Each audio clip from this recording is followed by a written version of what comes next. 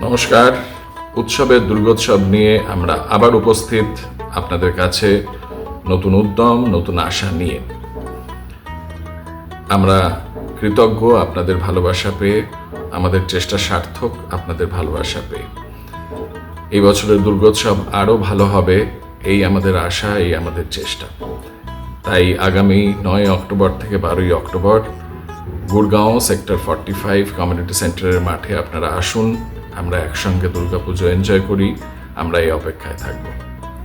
আপনারা যদি আমাদের সঙ্গে একত্রিত হতে চান, আপনারা যদি আমাদের সঙ্গে একসঙ্গে কাজ করতে ইচ্ছুক থাকেন, আপনারা অবশ্যই যোগাযোগ করতে পারেন আমাদের সঙ্গে।